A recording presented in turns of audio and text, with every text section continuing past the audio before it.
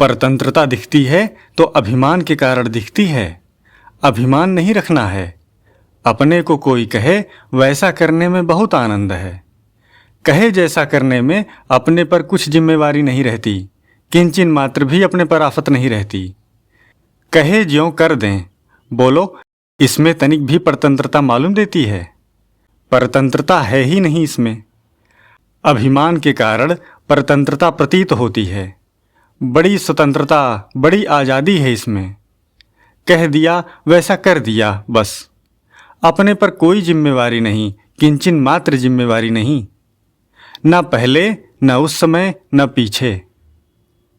तूने ऐसा कैसे कर दिया कि कह दिया इसलिए कर दिया। अभिमान के कारण यह बात समझ में नहीं आती। मौज बहुत है इसमें।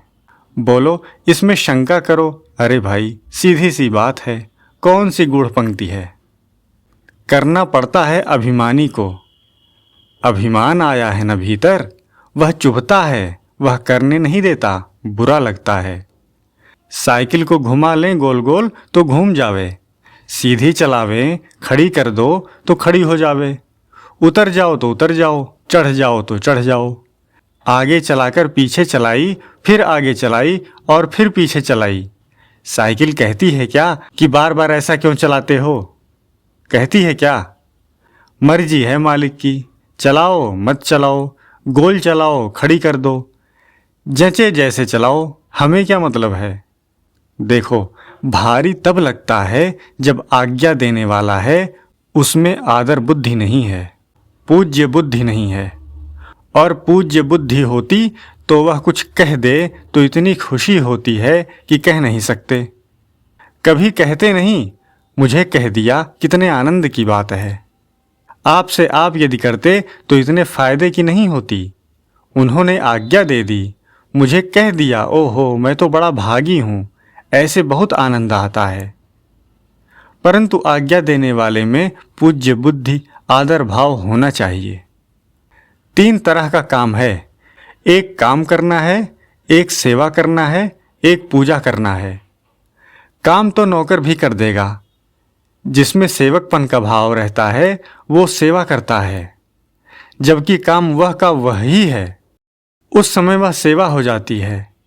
और वही जब जिसकी आज्ञा पालन करता है उस पर बहुत पूज्य भाव रखता है, जैसे भगवत बुद्धि है, भगवान है साक्षात। वे कहें कि तू ऐसा कर दे तो कितना आनंद आवे इसमें, वह पूजा होती है। वही काम पूजा हो जाएगा। पिता की सेवा करने में भीतर में पूज्य भाव रहे कि मेरा अहोभाग्य है, जीवन सफल हो गया, समय सफल हो गया, वस्तु सफल हो गई कि इनकी सेवा में लग गई, तब वह पूजा हो जाती है। आदर ज़्यादा होने से पूजा, कम आदर होने से सेवा, और स्वार्थ के लिए, तनख्वाह के लिए काम करता हो तो वह है काम। ये 3 भेद हो जाते हैं भाव के कारण से। जितना ही भाव त्याग का होता है उतना ही श्रेष्ठ होता है। अपने द्वारा कामना का त्याग और उसमें पूज्य बुद्धि, ये 2 चीज़ें हैं खास। हमें तो गीता में 7वें और 9वें अध्याय में 2 बातें ही खास दिखती हैं।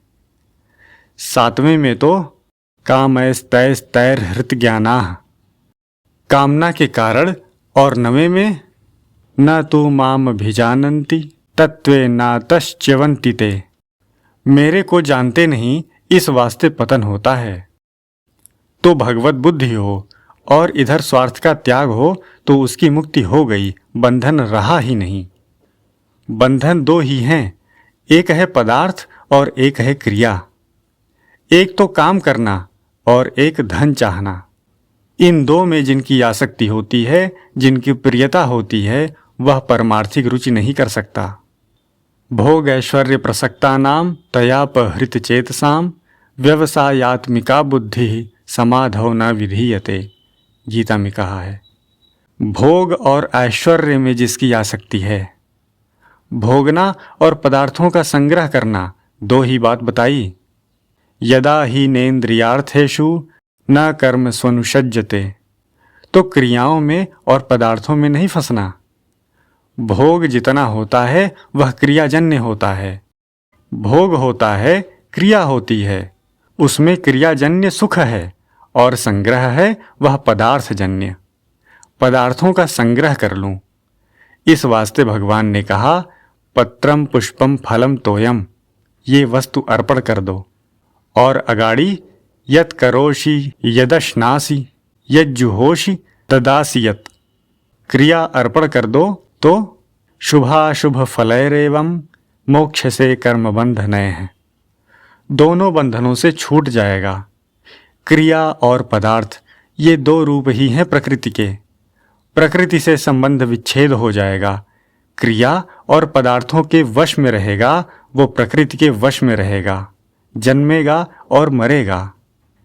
कारणम गुण संगोवस्य सदसद्योनि जन्मसु, गुण सात्विक राजस और तामस होते हैं, पदार्थ भी सात्विक राजस और तामस होते हैं। जो पदार्थों और क्रियाओं में आसक्त है वो फंस जाएगा, तो इसमें न फंसे इसका उपाय है आज्ञा पालन। आज्ञा समना सुसाहिब सेवा, आज्ञा पालन के समान कोई सेवा है ही नहीं। तो कहे ज्यों ही करें, अपने कुछ करना है ही नहीं, कृतकृत्य हैं अपने, कुछ करना नहीं, कुछ पाना नहीं, कुछ लेना नहीं, कुछ संबंध ही नहीं अपने। लाठी है, उसे जचे वैसे चला दो, माला को घुमाओ वैसे घुमा दो। माला लाठी कुछ कहती नहीं कि यूं घुमाओ यूं करो, तुम्हारी मर्जी है, जैसे करो। ऐसे बड़ा आनंद है, शिष्य के लिए, पुत्र के लिए, स्त्री के लिए, नौकर के लिए, प्रजा के लिए बहुत आनंद है। अपना कुछ है ही नहीं, मालिक कहे जैसे कर दिया, हरदम मस्त रहे, दुख और संताप कुछ है ही नहीं। न अपनी कोई चीज है, न कोई क्रिया है, न अपने कुछ लेना है, न कुछ करना है। शास्त्रों ने पतिव्रता की बड़ी महिमा गाई है। पतिव्रता की महिमा क्यों है? पति कहे ज्यों करे, उसकी राजी में राजी रहे, अपना कुछ नहीं, अपने आप भी अपनी नहीं, वो तो पति की है, बस उसके हाथ का खिलौना है। खिलाओ पिलाओ मर्जी आवे ज्यों चलाओ। ऐसे ही पुत्र होता है। पुत्र का, शिष्य का, पत्नी का बहुत जल्दी होता है। अपनी हेकड़ी छोड़ी कि हुआ कल्याण। अपने पर काम आ जाए तो उसको यह तो विचार करना पड़ता है कि यह करें कि नहीं करें, यह ठीक है कि बेठीक है। पर उन्होंने कह दिया, अपने कर दिया। क्यों कर दिया? कि उन्होंने कह दिया, इस वास्ते कर दिया। अपने क्या मतलब? बोलो, इसमें शंका क्या है? अरे अभिमान भरा है भीतर में भाई, अभिमान भरा है, अभिमान। अभिमान, आलस्य, प्रमाद ऐसी वृत्तियां भरी हैं। तामसी वृत्तियां कम होते ही सुगमता से कल्याण हो जाता है, और ज़्यादा होती है तो देरी लगती है। शास्त्र विहित ही करना है, निषिद्ध थोड़े ही करना है। एक प्रश्न आया, प्राणी सेवा ही प्रभु सेवा है, सेवा और पूजा में अंतर क्या है? तब स्वामी जी बोले, हाँ जी, काम कर देना सेवा है। पूजन होता है चंदन से, अगरबत्ती से, दीपक दिखाने से, आरती करने से, फूल चढ़ाने से, यह पूजा होती है।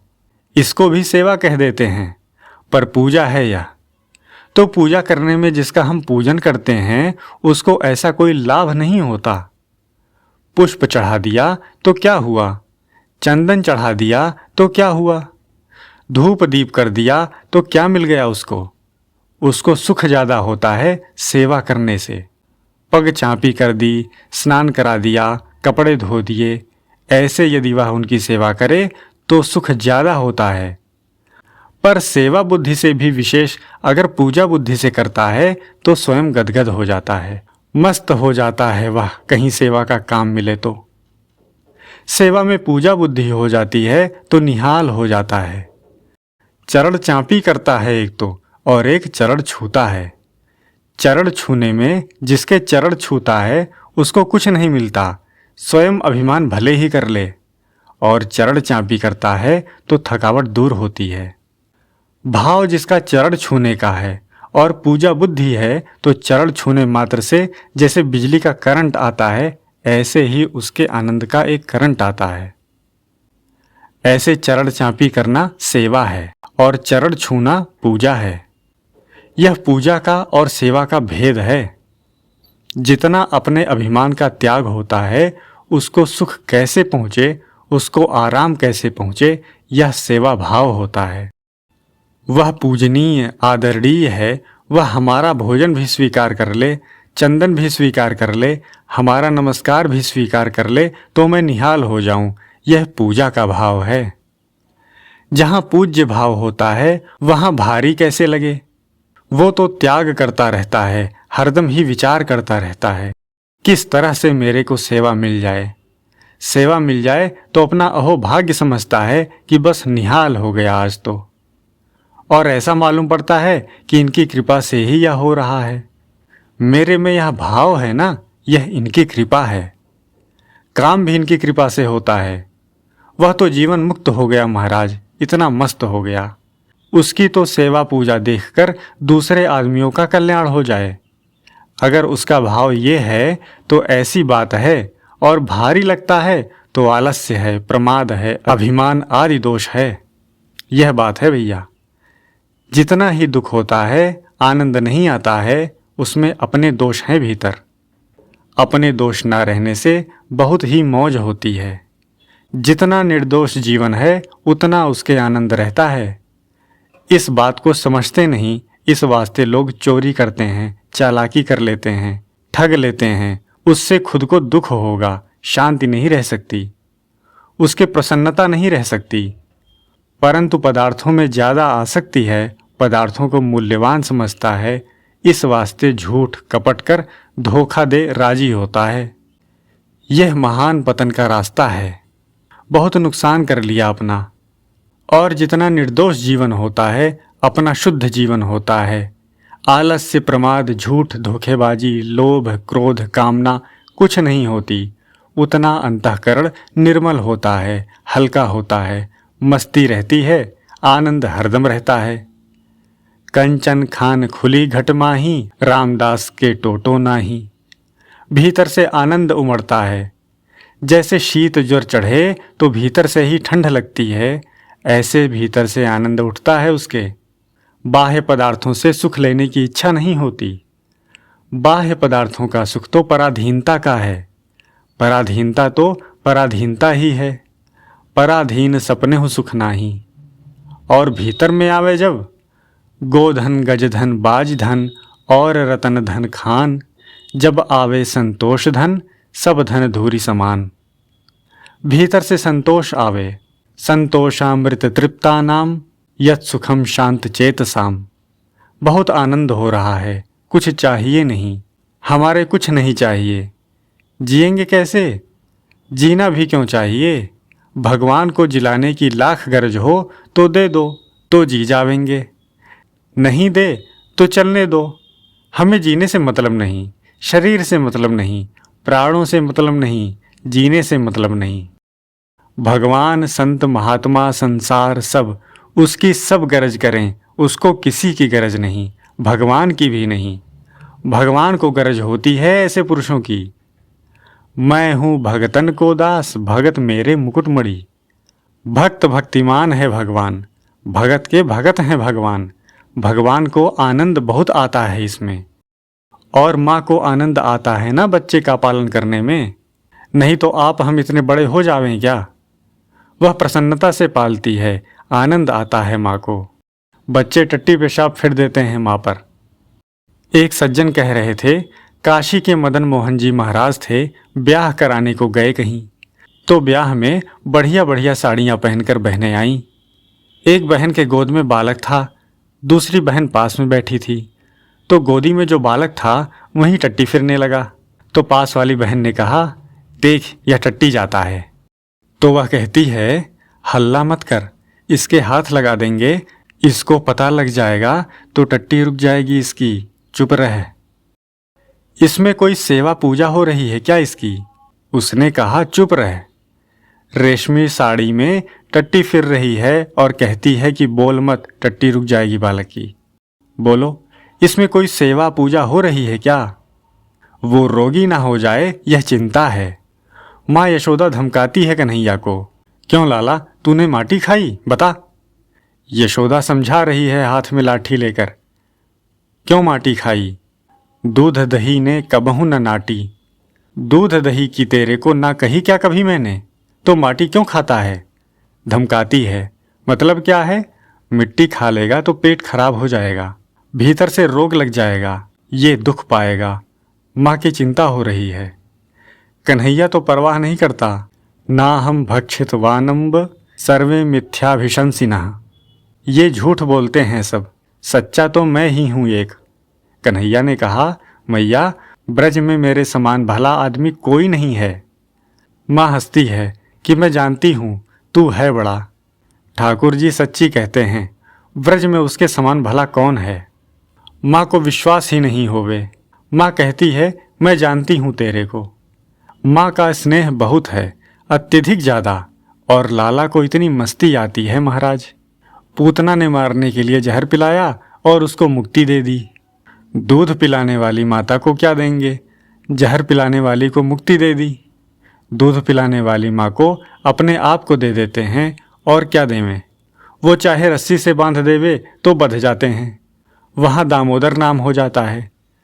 अब बांध दें छोड़ दें, मर्जी आवे जैसे करे मैया। माँ है, अपनी खुशी है, जैसे वह करे। ऐसी बात है, वो भी भीतर में भाव होता है ना, भाव से भगवान वश में हो जाते हैं। भावग्राही जनार्दन। तो जहाँ वो पूज्य भाव होता है वहाँ भारी लगता है क्या, बोलो। अपने भाव की कमी है।